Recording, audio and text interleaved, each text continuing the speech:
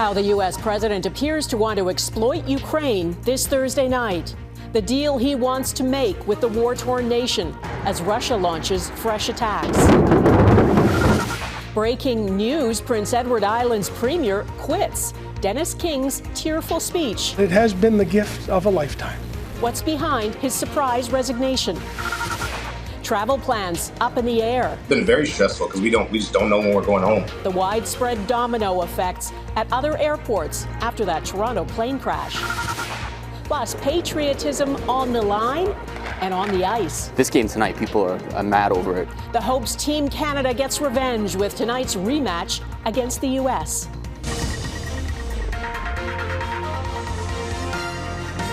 Global National with Donna Friesen. Russia has not stopped its attacks on Ukraine. The capital, Kyiv, is still being targeted by drones and missiles. 3 years into Russia's full-scale invasion, and now Ukraine's most powerful ally, the United States, appears to be turning its back on Ukraine, embracing Russia's narrative of the war and issuing ultimatums. Good evening, and thanks for joining us. The White House National Security Advisor said today Ukraine needs to sign the deal on giving the U.S. access to Ukraine's rare earth minerals. And President Trump, who now calls Ukraine's president a dictator, is said to be frustrated Volodymyr Zelenskyy isn't accepting his deal. Today, Canada's Prime Minister called Zelenskyy, Justin Trudeau's office saying afterward, Canada will always stand in defense of Ukraine and there can be no sustainable peace in Europe without security for Ukraine. Jackson Proskow reports on the pressure Zelenskyy is under. It was a tense visit to Kyiv by the U.S. Special Envoy to Ukraine and Russia. He posed with President Volodymyr Zelenskyy, but called off a planned press conference as questions loom about whether the U.S. will abandon its ally. Who does he think is more responsible for the Russian invasion of Ukraine, Putin or Zelenskyy? Well, look, his goal, Peter, is to bring this war to an end, period. Back in Washington, President Donald Trump's national security advisor was asked about Trump's lie that Ukraine is to blame for Russia's invasion. President Trump is obviously very frustrated right now with President Zelenskyy. Mike Waltz ducked when pressed if he, like Trump, believes Zelenskyy is a dictator, a statement that had prompted the Ukrainian president to accuse Trump of falling for Russian disinformation. So some of the rhetoric coming out of Kyiv, frankly, and insults to President Trump were unacceptable. And we told them that the deal is we'll do something for the rare earth and some oil, etc., etc. Trump's true ambition came into focus Wednesday night. He wants to force Zelenskyy to sign a deal for access to Ukraine's precious natural resources, repayment for U.S. contributions to Ukraine's defense. I'm going to resurrect it, or things are not going to make him too happy. And look, it's time for elections. Whether Trump would cave to Russia and sell out Ukraine is another matter. NATO argues Kyiv must be strengthened by security guarantees before any peace talks take place. We all want to see an end to the terrible aggression against Ukraine. And it is vital that any deal reached brings an enduring peace. Try as they might to back Ukraine in this moment, NATO members face their own pressures from Trump after the White House set a deadline to meet their 2% of GDP spending commitment by June. NATO's Secretary General said those who don't should expect to hear directly from Washington. Donna? Jackson Proskow in Washington. Thank you. Canada has designated a number of criminal organizations, including drug cartels, as terrorist entities. The public safety minister says the listing gives Canadian law enforcement additional powers to track and disrupt financing of the crime groups. The 7 organizations include the Jalisco and Sinaloa cartels, considered 2 of Mexico's largest and most powerful organized crime groups. The government had vowed to take action on cartels to help secure a 30-day reprieve from the tariffs President Trump is threatening to impose on Canada. The push to support Canadian industry under threat of those punishing tariffs has focused the minds of many premiers. They had another virtual meeting with the Prime Minister today. As David Aiken reports, the barriers to interprovincial trade were top of mind. Well, Donna, you know, some experts say dropping interprovincial trade barriers could boost Canada's GDP by anywhere from 4 to 7%, and that would be more than $200 billion a year. It's easier to sell in another country than in another province or territory. And we've all shaken our heads at this. The Nova Scotia Premier was a surprise guest at an event for Doug Ford, who is campaigning to be re-elected Ontario's Premier. There, Houston vowed to quickly introduce a bill to do away with trade barriers that Nova Scotia has. This bill will set in legislation that any goods approved in any province or territory can be sold in Nova Scotia without any further testing, red tape, or foolishness. And Ford promised the same. A re-elected PC government is ready to support a true labor mobility deal. We're ready to remove all Ontario's party-specific exemptions under the Canada Free Trade Agreement. We work together. The premiers and the prime minister met via video conference for about 2 hours Thursday afternoon. They reviewed border and Arctic security initiatives, talked about improving Canada's electricity grid, and spent time looking for ways to rapidly reduce trade barriers. Today, together, we will take the first meaningful step to eviscerate internal provincial trade barriers. There are some serious obstacles, though, to pulling down trade barriers. BC's David Eby, for one, is frustrated with the country's equalization system, and he wants a clear assessment of how removing trade barriers might impact that. Quebec is almost certain to insist on keeping any trade barrier that helps it promote the use of French. But despite that, sources in several premiers' offices tell me there is a sense that, Trump or not, the time is right for an overhaul of Canada's system of interprovincial trade barriers. Donna. Okay, David Aiken in Ottawa, thank you. There was a surprise announcement from the Premier of Prince Edward Island today. Dennis King called a news conference and, with members of his cabinet standing behind him, announced he is quitting effective tomorrow. This position is very hard and challenging for families. Too many times, my wife and kids have lost almost every face-off to the demands of this job. And I promise I will spend the rest of my life trying to make up for all that you've given up and all the time I've taken from you and from us.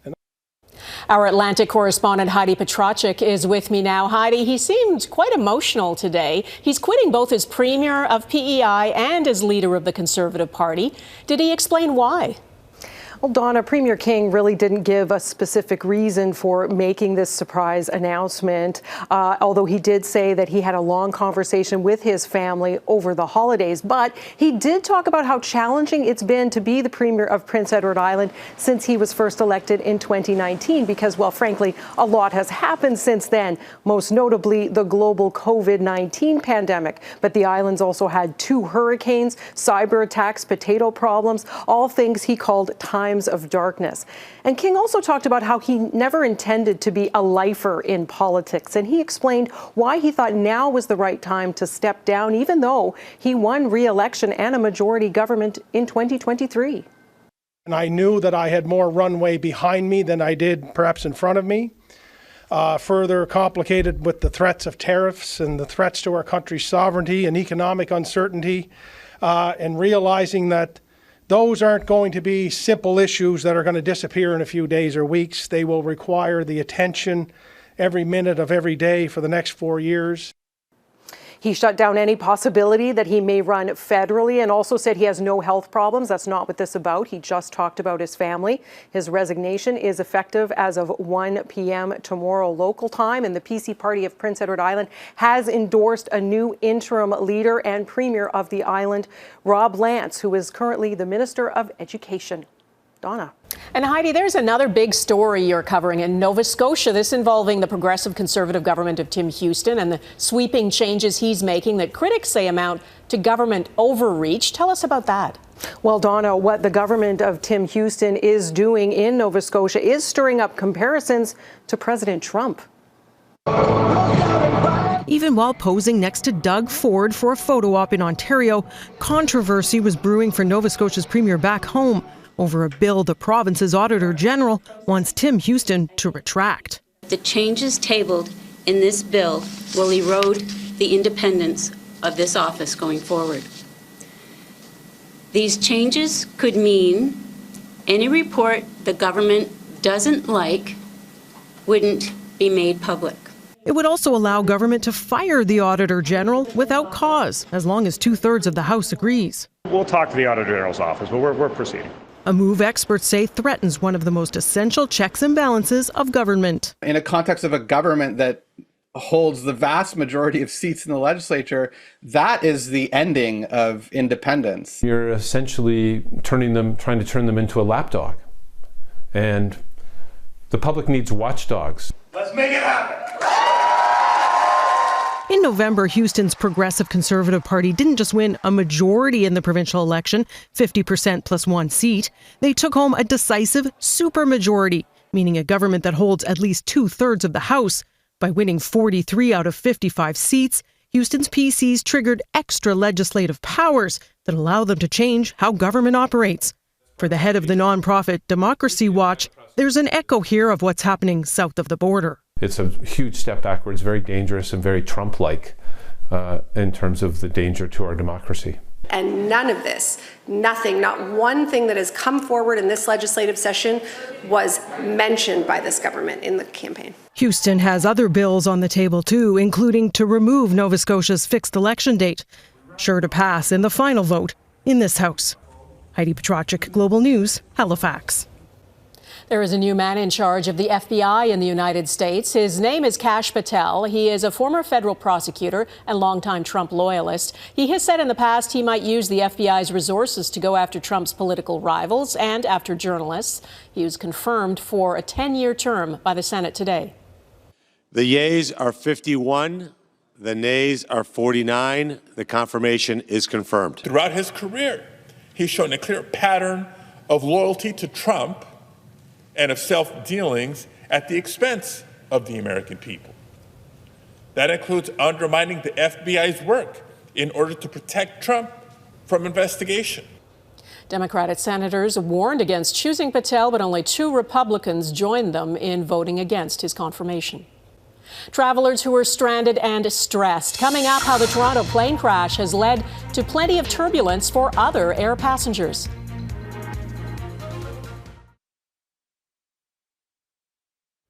The Federal Heritage Minister presented her vision for the future of CBC Radio-Canada today.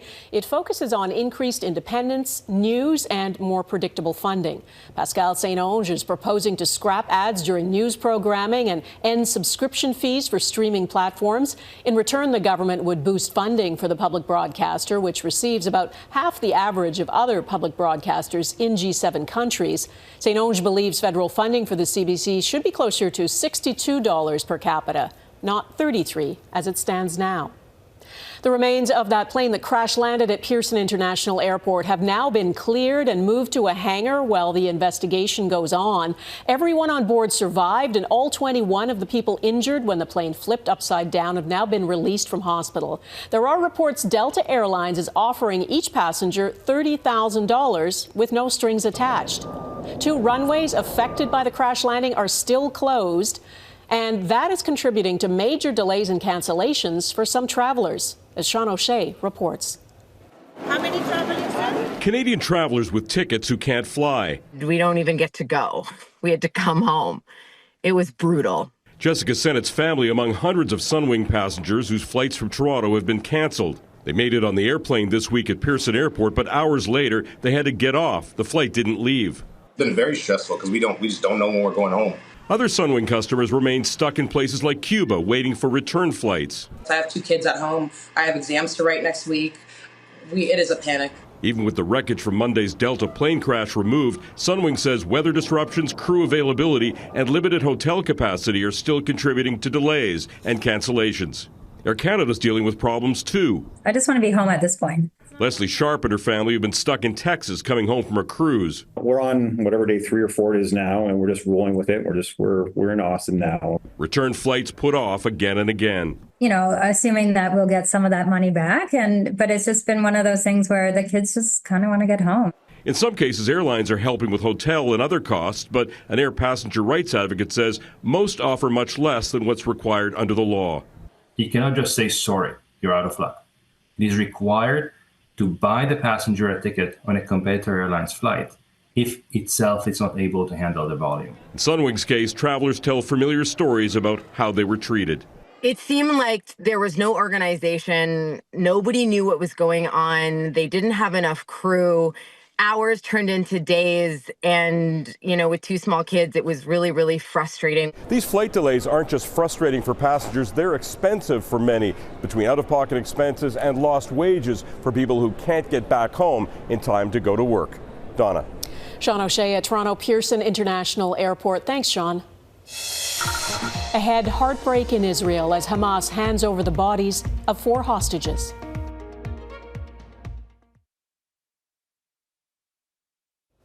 It has been an agonizing day in Israel. Hamas handed over the remains of what it says are 4 Israeli hostages, but not before masked and heavily armed fighters paraded their coffins through Gaza, a highly choreographed handover that's being widely condemned.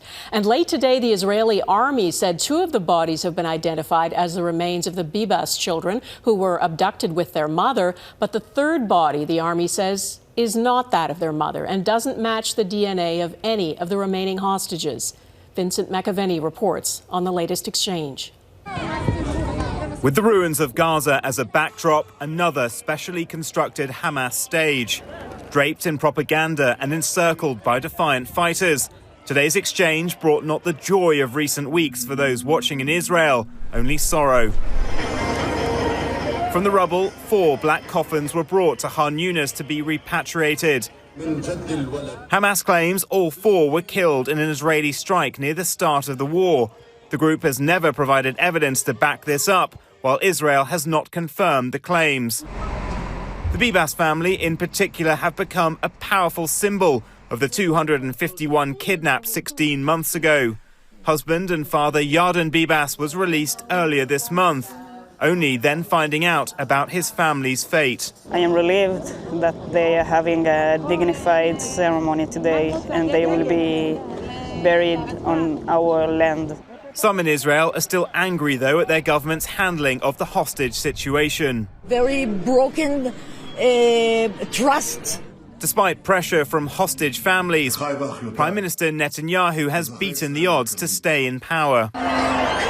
Hamas says 6 hostages still alive will be released on Saturday, one of the last expected exchanges in the first phase of the ceasefire deal, with negotiations on a second phase delayed. Vincent McAvenny, Global News, London. Former Spanish soccer boss Luis Rubiales has been found guilty of sexually assaulting a member of the women's national team, Jenny Hermoso. Rubiales kissed her on the lips without her consent after Spain won the Women's World Cup in 2023. Prosecutors had sought prison time. Rubiales was instead ordered to pay 10,000 euros in fines. He's also prohibited from going within 200 meters of Hermoso. He was acquitted of coercion over allegations he tried to force Hermoso to downplay the kiss after it happened. Continental divide next, the length some fans are going for a seat at that Canada-US rematch.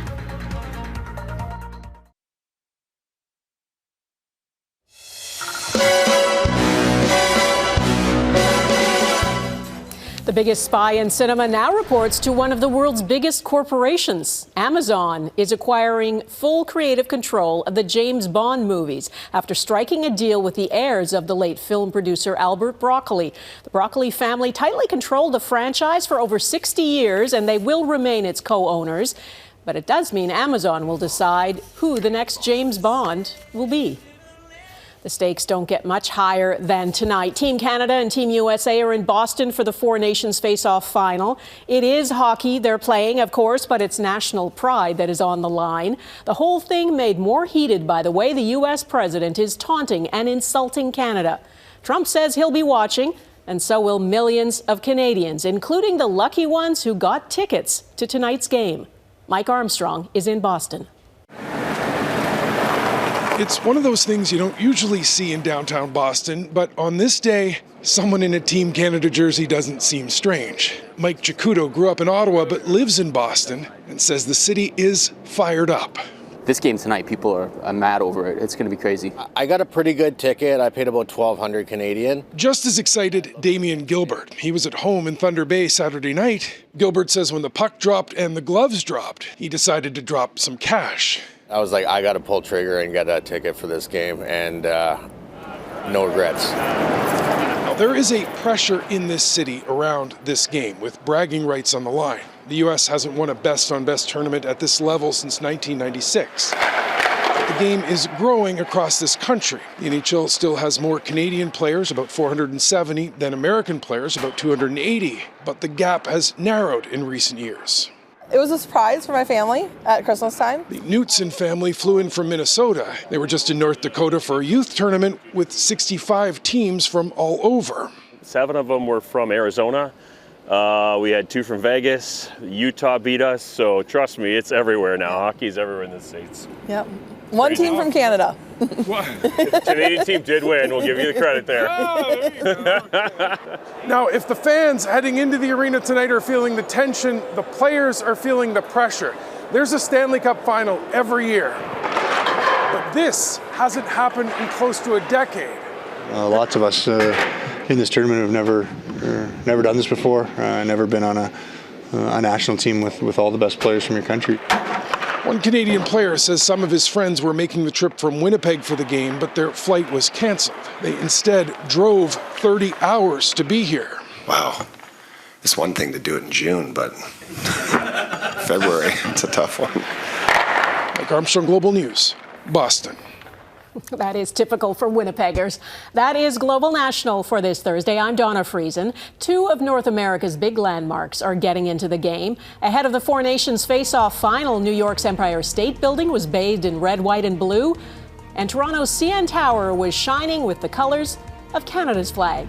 Thanks for watching. Neetu Garcha will be at the anchor desk tomorrow, and I will see you again next week. Bye-bye.